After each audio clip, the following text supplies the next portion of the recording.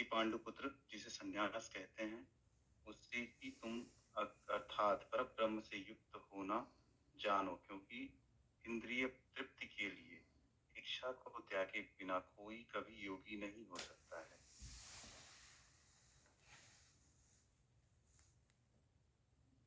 अष्टांग योग के नव साधक के लिए कर्म साधना कहलाता है और योगी सिद्ध पुरुष के लिए समस्त भौतिक कार्यकलापों का परित्याग ही साधन कहा जाता है।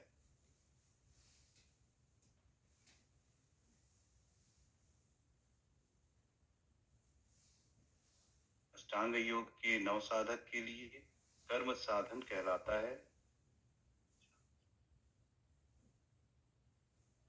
जब कोई पुरुष समस्त भौतिक इच्छाओं का त्याग करके न तो इंद्रिय तृप्ति के लिए कार्य करता है और न ही सकाम कर्मों में प्रवृत्त होता है, वह योगारूढ़ कहलाता है।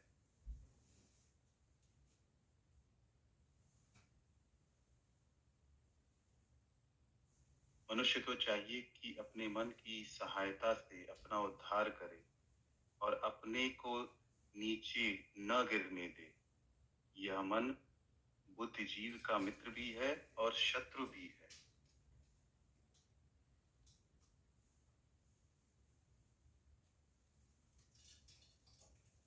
जिसने मन को जीत लिया, उसके लिए मन सर्वश्रेष्ठ मित्र है, किंतु जो ऐसा नहीं कर पाया, इसके लिए मन सबसे बड़ा शत्रु बना रहेगा।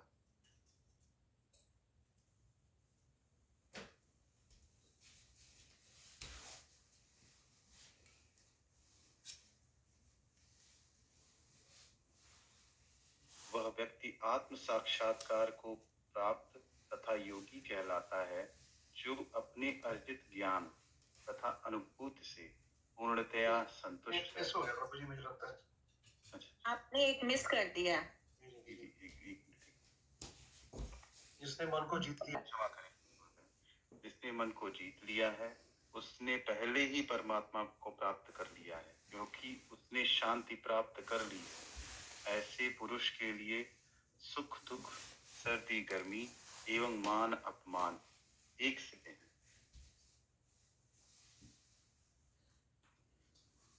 यदि यह वह व्यक्ति आत्म साक्षात्कार को प्राप्त तथा योगी कहलाता है, जो अपने अर्जित ज्ञान तथा अनुभूति से पूर्णतया संतुष्ट रहता है। ऐसा व्यक्ति अध्यात्म को प्राप्त तथा जितेंद्रिय कहलाता है।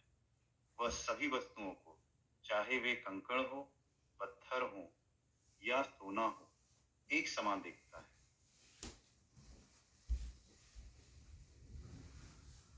जब व्यक्ति निष्कपट, हितैषियों, प्रिय मित्रों, तटस्थों, मध्यस्थों, ईर्ष्यालुओं, शत्रुओं तथा मित्रों, पुण्यात्माओं एवं पापियों को एक समान भाव से देखता है, वह और भी उन्नत माना जाता है। योगी को चाहिए वह सदैव अपने शरीर, मन तथा आत्मा को परमेश्वर में लगाए, एकांत स्थान में रहे और बड़ी सावधानी के साथ अपने मन को वश में करे। उसे समस्त आकांक्षाओं तथा संग्रह भाव से मुक्त होना चाहिए।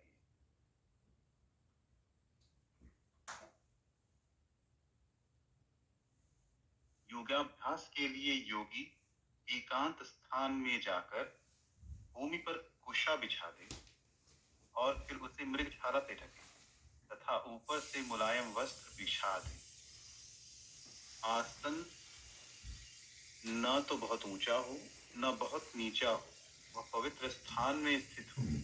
योगी को चाहिए कि इस पर दृढ़ता पूर्वक बैठ जाए और मन, इंद्रियों और कर्मों को वश में करते हुए तथा मन को एक बिंदु पर स्थित करके हृदय को शुद्ध करने के लिए योगाभ्यास करे।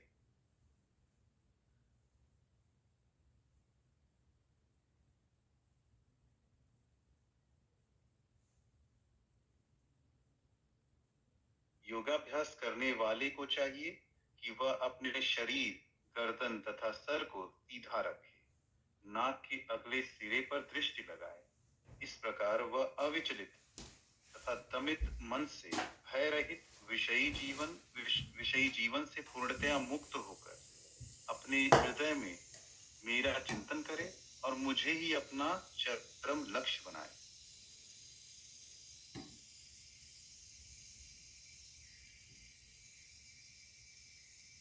इस प्रकार शरीर, मन तथा कर्म में निरंतर संयम का अभ्यास करते हुए संयमित मन वाले योगी को इस मौलिक भौतिक अस्तित्व की समाप्ति पर भगवत धाम की प्राप्ति होती है।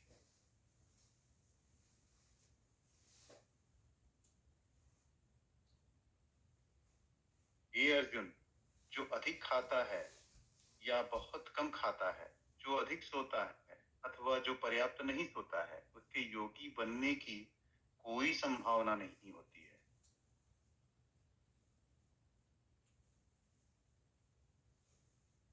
जो खाने, सोने, आमोद प्रमोद तथा काम करने की आदतों में नियमित रहता है, वह योगाभ्यास द्वारा समस्त भौतिक क्लेशों को नष्ट कर सकता है।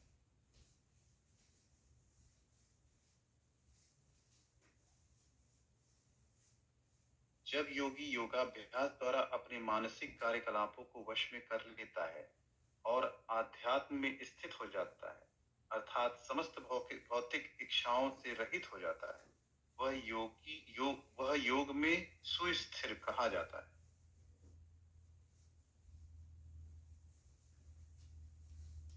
जिस प्रकार वायु रहित स्थान में दीपक हिलता डुलता नहीं है, उसी तरह जिस योगी का मन वश में होता है, वह आत्म तत्व के ध्यान में सदैव स्थिर रहता है।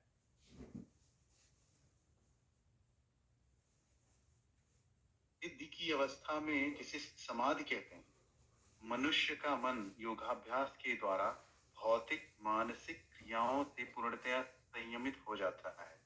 इस सिद्धि की विशेषता यह है कि मनुष्य शुद्ध मन से अपने को देख सकता है और अपने आप में आनंद उठा सकता है। उस आनंदमयी स्थिति में वह दिव्य इंद्रियों द्वारा असीम दिव्य सुख में स्थित रहता है। इस प्रकार स्थापित मनुष्य कभी सत्य से विपथ नहीं होता और इस सुख की प्राप्ति हो जाने पर वह इससे बड़ा कोई दूसरा लाभ नहीं मानता। ऐसी स्थिति को पाकर मनुष्य बड़ी से बड़ी कठिनाई में भी विचलित नहीं होता है। वह निसंदेह भौतिक संसर्ग से उत्पन्न होने वाले समस्त दुखों से वास्तविक मुक्ति है।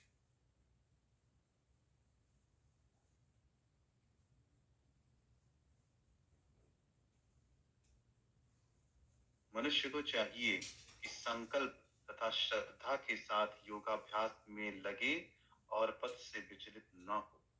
उसे चाहिए कि मनोधर्म से उत्पन्न समस्त इच्छाओं को निरपवाद रूप से त्याग दे और इस प्रकार मन के द्वारा सभी ओर से इंद्रियों को वश में करे।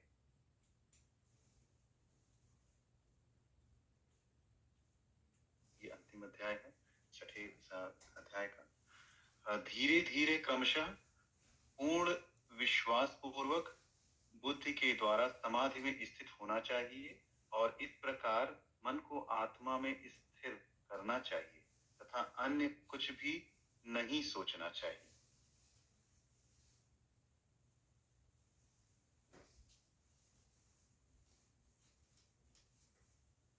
प्रभु, ये समाप्ति हो गई छठे अध्याय की। अभी प्रभु जी अभी तो हाँ, अच्छा, अभी बच्चे मन और अपनी चंचलता तथा अस्थिरता के कारण जहाँ कहीं भी विचरण करता हो, मनुष्य को चाहिए उसे वहां से खींचे और अपने वश में लाए।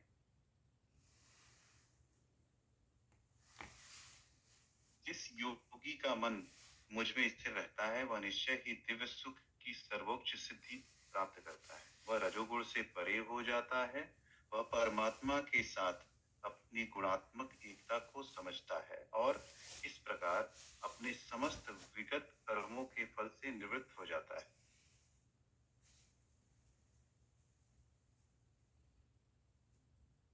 इस प्रकार योगाभ्यास में निरंतर लगा रहकर आत्म संयमी योगी समस्त भौतिक कल्मश से मुक्त हो जाता है और भगवान की दिव्य प्रेमा भक्ति में परम सुख प्राप्त करता है।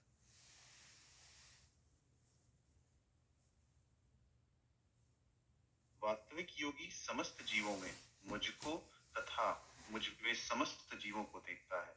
निसंदेह स्वरूप सिद्ध व्यक्ति मुझ परमेश्वर को सर्वत्र देखता है।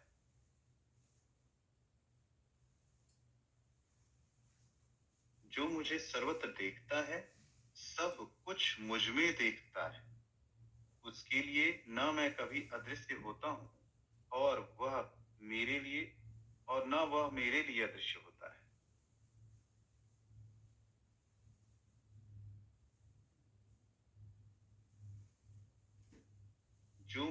जो योगी मुझे तथा परमात्मा को अभिन्न जानते हुए परमात्मा की भक्ति पूर्वक सेवा करता है, वह हर प्रकार से मुझ में सदैव स्थित रहता है।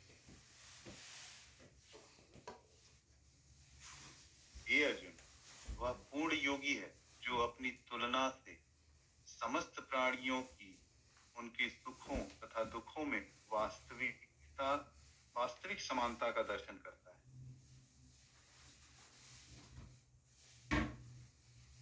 अर्जुन ने कहा, हे मधुसूदन, आपने जिस योग पद्धति का संक्षेप में वर्णन किया है वह मेरे लिए अव्यवहारिक तथा असहनीय है, क्योंकि मन चंचल तथा अस्थिर है।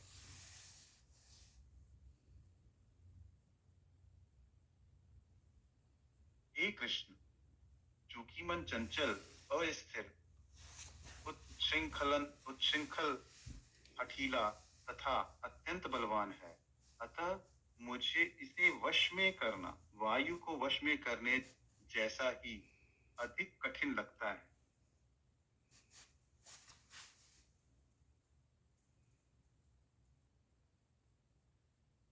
भगवान श्री कृष्ण ने कहा, हे महाबाहु कुंती पुत्र, निसंदेह चंचल मन को वश में करना अत्यंत कठिन है, किंतु उपयुक्त अभ्यास द्वारा तथा विरक्ति द्वारा ऐसा संभव है।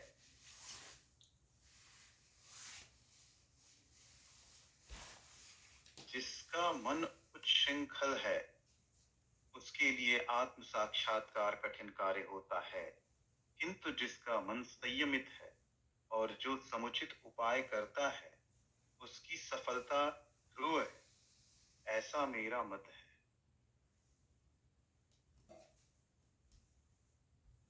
अर्जुन ने कहा, हे कृष्ण, उस असफल योगी की गति क्या है जो प्रारंभ में श्रद्धा पूर्वक आत्म साक्षात्कार की विधि ग्रहण करता है, किंतु बाद में भौतिकता के कारण उससे विचलित हो जाता है और योग सिद्धि को प्राप्त नहीं कर पाता।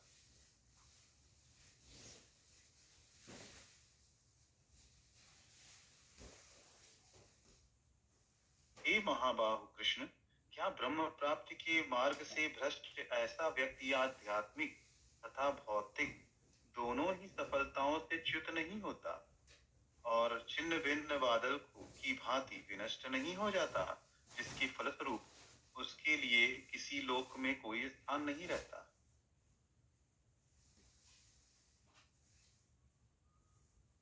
हे कृष्ण, यदि यही मेरा संदेह है और आपसे इसे पूर्णतया दूर करने की प्रार्थना कर रहा हूँ। आपके अतिरिक्त अन्य कोई ऐसा नहीं है जो इस संदेह को नष्ट कर सके।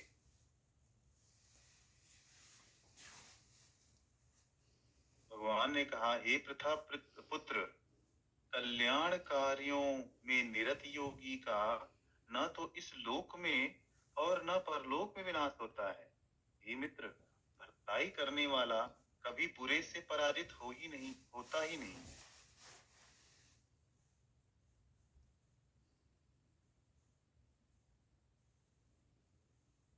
असफल योगी पवित्र आत्माओं के लोकों में अनेकानेक वर्षों तक भोग करने के बाद या तो सदाचारी पुरुषों के परिवार में या धनवानों के कुल में जन्म देता है,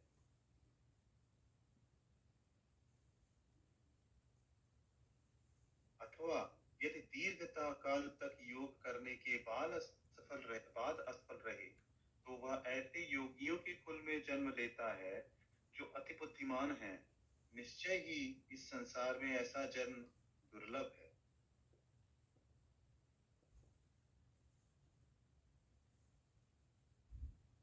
हे कुरुनंदन, ऐसा जन्म पाकर वह अपने पूर्व जन्म की दैवी चेतना को पुनः प्राप्त करता है और पूर्ण सफलता करने के उद्देश्य से वह आगे उन्नति करने का प्रयास करता है।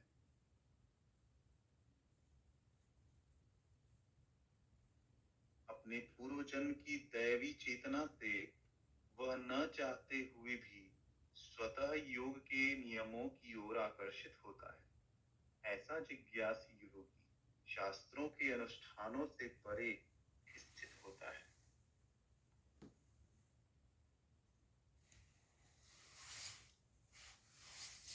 और जब योगी कल्मश से शुद्ध होकर सच्ची निष्ठा से आगे प्रगति करने का प्रयास करता है तो अंततो गत्वा अनेक जन्मों के अभ्यास के पश्चात सिद्धि लाभ करके वह परम गंतव्य को प्राप्त करता है।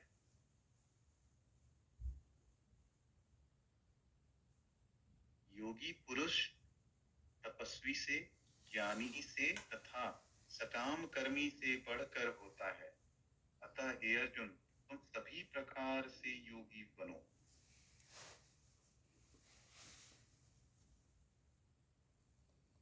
और समस्त योगियों में से जो योगी अत्यंत श्रद्धा पूर्वक मेरे परायण हैं, अपने अंतःकरण में मेरे विषय में सोचता है और मेरी दिव्य प्रेमा भक्ति करता है, वह योग में मुझसे परम अंतरंग रूप में युक्त रहता है और सबों में सर्वोच्च है। यही मेरा मत है। 47 is the last one. Radhika को बात की जाए। Thank you so much. Devendra Prabhu.